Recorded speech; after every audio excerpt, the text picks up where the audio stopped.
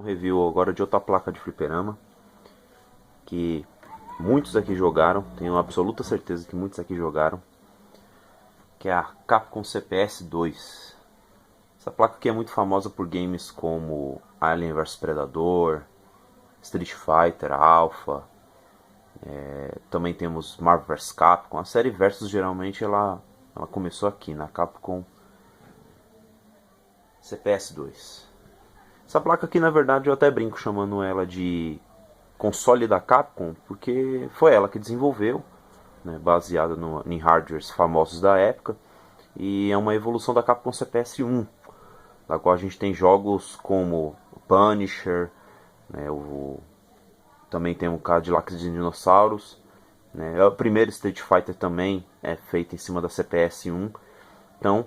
Só que tem um grande problema da CPS-1 é que era uma placa única, né? Tinha contido o jogo e o hardware principal dentro da mesma placa, e o que dificultava um pouco em questão de manutenção ou mesmo troca dos jogos. Você era obrigado a trocar a placa inteira para poder trocar o jogo. Nesse caso, a Capcom ela fez diferente. Ela fez uma espécie de placa A e placa B. Na verdade aqui são duas placas. Elas são presas com essas presilhas aqui. Você está vendo? E o que ocorre aqui é que você pode conseguir fazer isso daqui. Não sei se eu vou conseguir fazer com uma mão só, né? Vamos lá. Caramba, eu tô abrindo já é a outra parte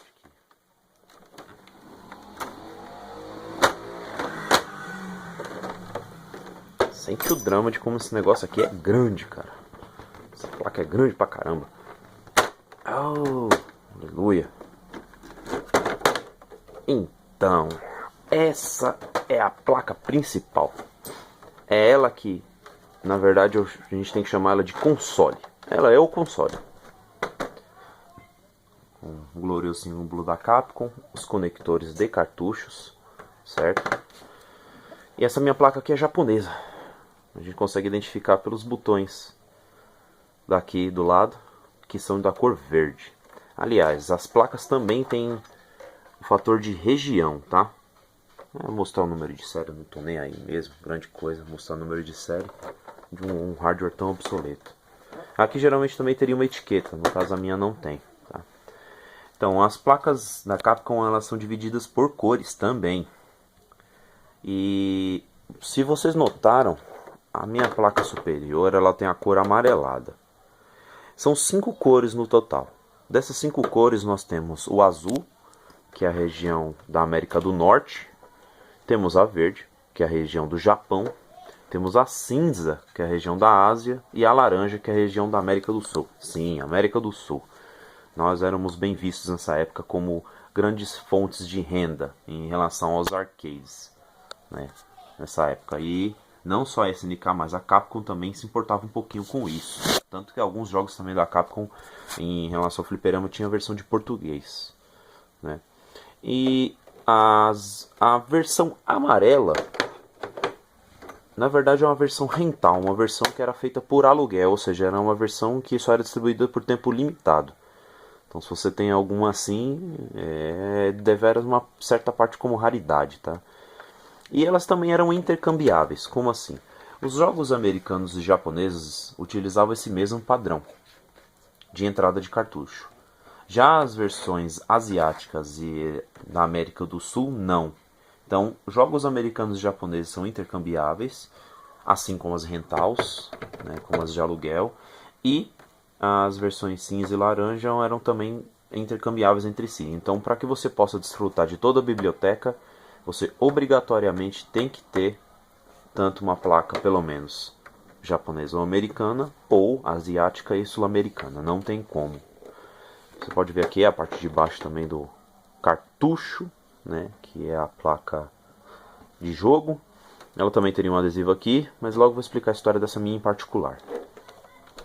A minha placa aqui, ela é uma Street Fighter 02 Alpha, é a versão especial da Street Fighter 02 Oriental, que é a versão ocidental ela já foi otimizada, né? A oriental não, foi feita correções de bug e essa é a versão definitiva.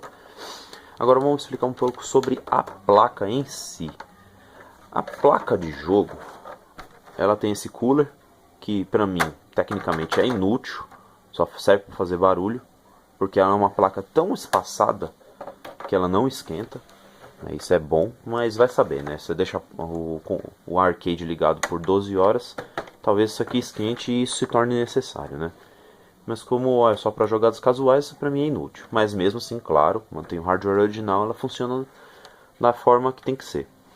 E aqui vemos o conector JAMA, típico conector JAMA utilizado na época, foi o padrão estabelecido. E temos esse conector extra. Esse conector extra também é conhecido como conector de chutes da Capcom. Na verdade, não é só de chutes, né? Boa parte dos jogos, naturalmente, só serve para esse fim. Mas jogos de 4 players, como o Dungeons and Dragons, é utilizado para conexões de outros players. Aqui também entram outros players. O terceiro e o quarto player entra aqui. Então não é só para essa finalidade. Dependendo da configuração da máquina, você tem que se atentar à pinagem que é utilizada. E tem a conexão estéreo, porque o JAMA não tem conexão estéreo. Logo, temos a conexão estéreo realizada por conectores à parte. E por fim, os botões laterais, que eram meios de você subir e diminuir o volume dos alto-falantes, que tem um controle interno na placa, e o botão para entrar no menu de teste. Bom, vamos ver essa gracinha aqui funcionando, né? Ligada com o meu pseudo Super Gun, alguma coisa com um monte de cabo ligado. Um adaptador feito especialmente para que meu controle funcione com a configuração Capcom, ou seja, 3 socos e 3 chutes.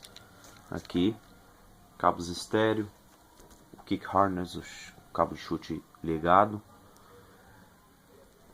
O meu transcoder que eu tive que desmontar porque quase pegou fogo aqui agora há pouco. Eu achei que tudo ia pro brejo. Então, vamos ver essa gracinha funcionando.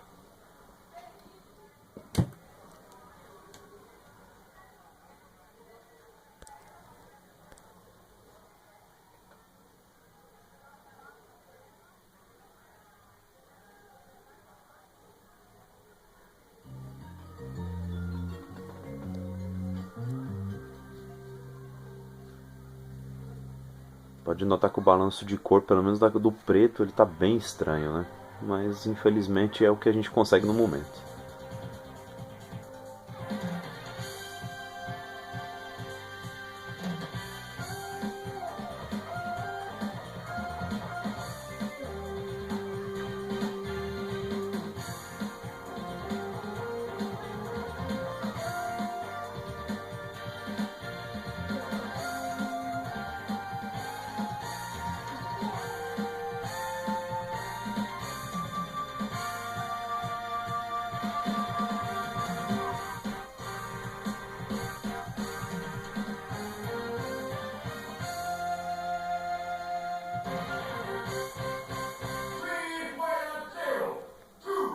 Esse jogo é muito bom.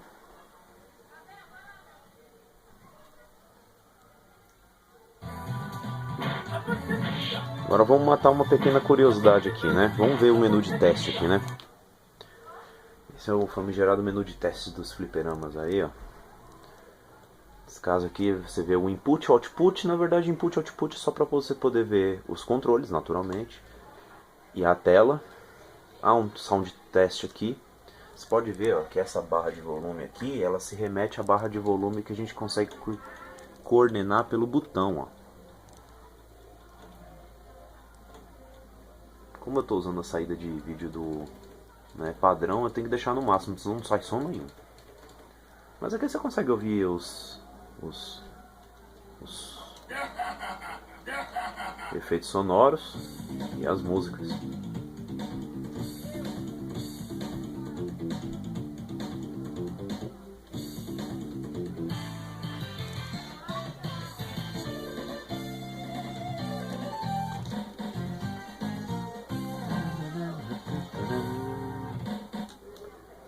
As cores, né, para a gente poder ver a configuração de cores, clássico, isso é utilizado em todos os fliperamas, para que a gente possa ter uma configuração de cores, balancear as cores. Aí tem a informação do jogo também, né, as moedas utilizadas, toda vez que eu utilizo o service, e o modo free play também, né, ou seja, era uma forma de controlar se tinha algum engraçadinho utilizando ficha na máquina sem autorização. E aqui as configurações tanto do sistema, né, que a gente pode configurar tanto de moedas, o tipo de voz, se vai ficar sem voz ou não, né, que tem algum engraçadinho que não gosta de ouvir a voz. Do jogo, olha só a configuração que fica na máquina. A versão oriental é sempre que fica com o Expert ligado, meu camarada. Então significa que você vai jogar a máquina sempre no modo Expert. Tem como você deixar configurado, como no videogame, o modo de velocidade do jogo, se você quer que selecione ou não, quantidade de rounds. O evento aqui é só um modo especial em que você ativa uma forma de jogo em que apenas permite uma partida. Isso foi utilizado, acredito eu, para modos de apresentação do jogo, né? E o modo automático é aquele que tem também nos videogames, né, no modo de console, que você pode ativar especiais de forma mais fácil, né? Claro, default, resetar tudo e o save exit. E aqui é o memory check, né, que é o que a gente usa para a gente poder ver se as memórias tanto da placa quanto do jogo, programa aqui, está tudo ok, né?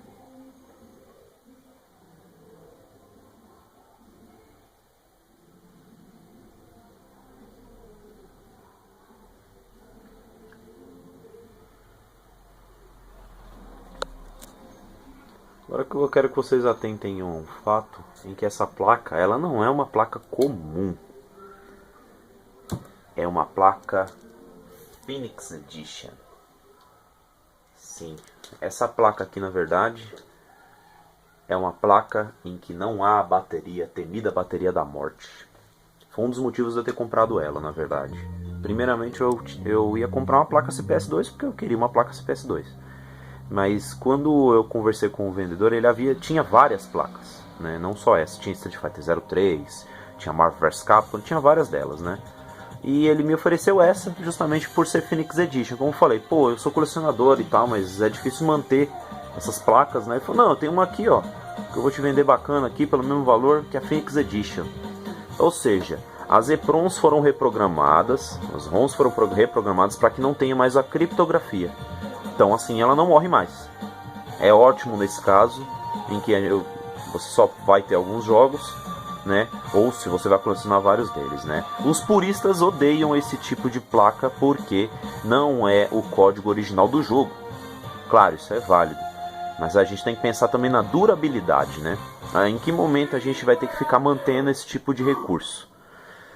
Outra coisa também que não tem na minha placa, né, que é válido mostrar, que é esse buraco aqui. Esse buraco aqui, na verdade, é um contador de fichas. Ou seja, além da gente ter aquele controle que a gente viu aqui sobre as fichas utilizadas, também tem um contador fora. Então isso também mostrava para o dono, né, das placas, em que alugava os fliperamas, as placas de jogo, se de fato houve algum desvio de ficha, se alguém jogou ficha a mais no que não deveria, se o contador foi manipulado, se esse contador também foi manipulado. Então era uma forma de regra de 3, né? Um teste para poder saber se de fato uma coisa batia com a outra. O meu não tem mais o contador, né? Ou seja, porque essa placa também foi alterada, como eu já falei, porque ela é uma Phoenix Edition, então ela não tem esse contador. Mas é interessante ver que as placas têm contadores também, mecânicos, né, introduzidos nela, que você pode ver que é na placa B, tá? Ou seja, é do jogo, é um contador do jogo. Então é fácil vocês também saber a quilometragem dessa placa pelo contador. Mas aqui é uma coisa meio subjetiva, né, aí, né? Mas é válido para utilizar como contador. E outra coisa que eu vou tentar ver se eu consigo fazer agora é isso.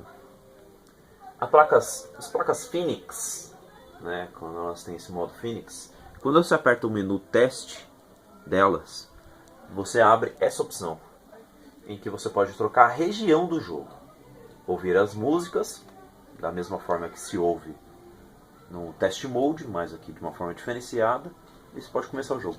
O legal aqui Ele até deixa um aviso, ó. Trocar a região não é algo legal de ser feito, porque pode detonar o jogo, pode dar glitch ou qualquer outra coisa do tipo. A original, no caso a Asia, né? Aqui a gente tem Japão, USA, Hispânico, Oceania, Ásia, Euro, Brasil. Então, vamos colocar como se a placa fosse japonesa. Vamos ver como é que fica. Olha lá, ela já até troca o lançamento de placa. Com as fichas aqui.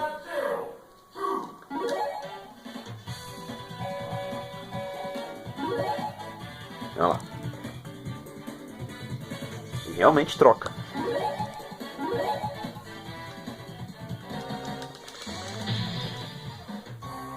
Eu não vou conseguir jogar com uma mão só, né? Mas é interessante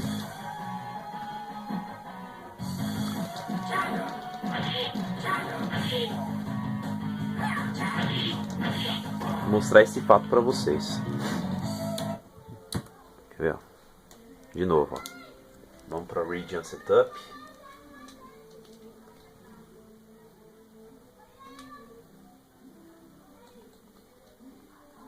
Tem que esperar, claro. Agora vamos trocar aqui para USA, vai.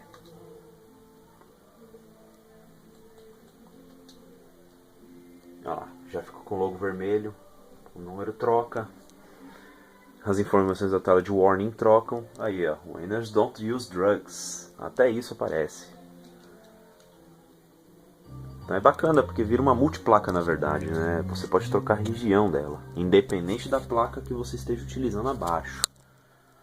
Mas é interessante também notar um pequeno detalhe nisso tudo. Se você utilizar uma região em que o jogo não foi lançado, vai funcionar?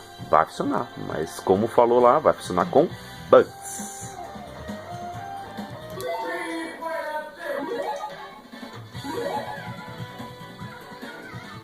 Pode ver que já foi até direto do jogo, porque também as opções da tela de teste trocam.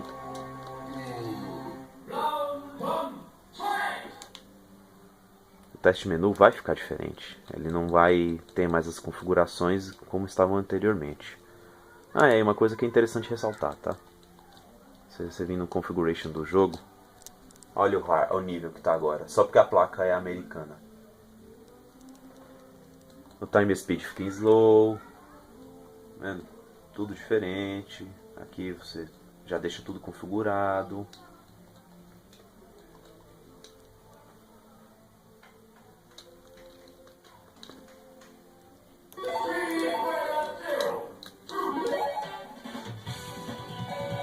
Sim, o nome é Charlie, tá? O nome é Bison, só pra constar. E em inglês.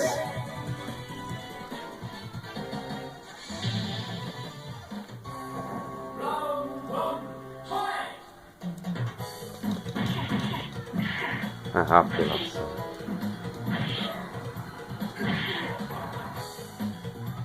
Agora vamos pular um pouco de gameplay. Vamos dar um reset aqui.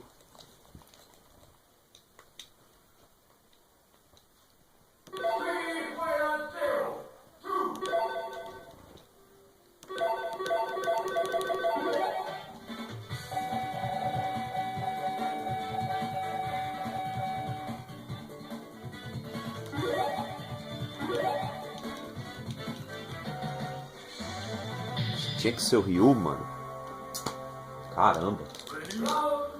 Já vou tomar um couro já.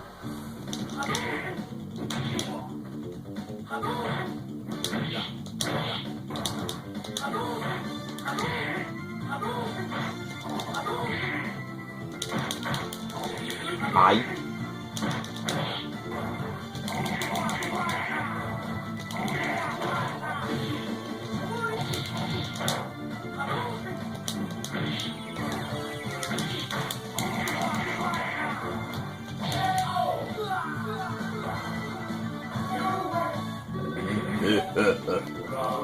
Esse rolê tão barato. Oh, Alpha Counter.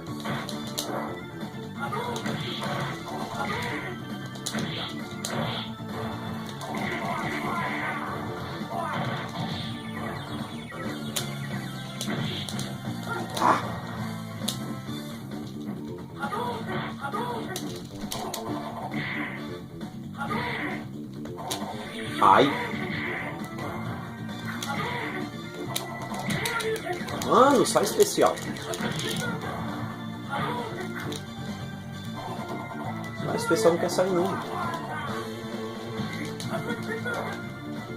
Bom, vamos só pela ação mesmo fazer o quê? Ai.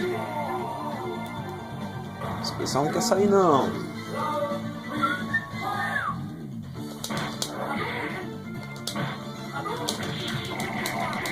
Oh!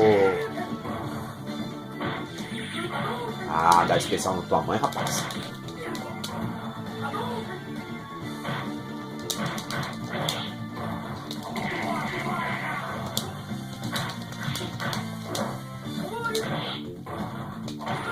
Ai.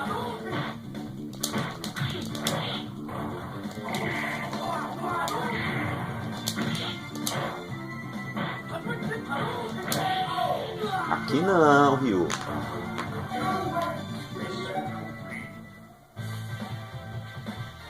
E o texto em inglês. Agora vamos fazer um pequeno teste aqui.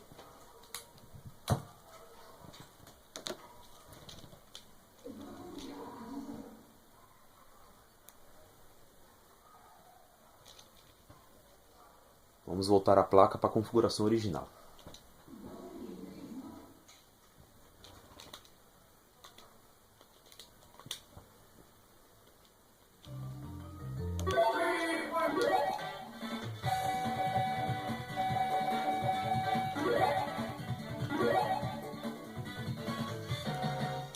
Agora vai ficar uma apelação agora.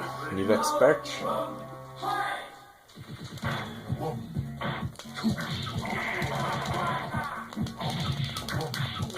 Ai! Olha a lapa de sangue.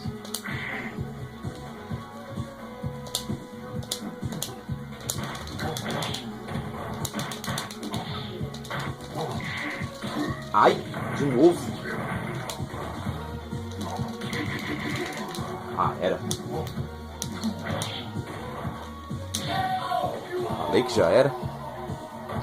Bom, se eu conseguir ganhar, a gente vê a diferença. Ai! Ô meu, é isso? Olha o sangue! Caraca, velho!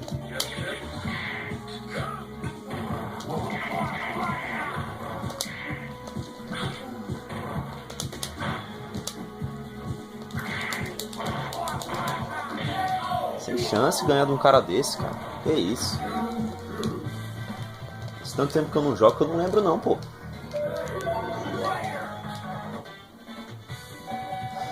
Bom, vamos tentar de novo, né?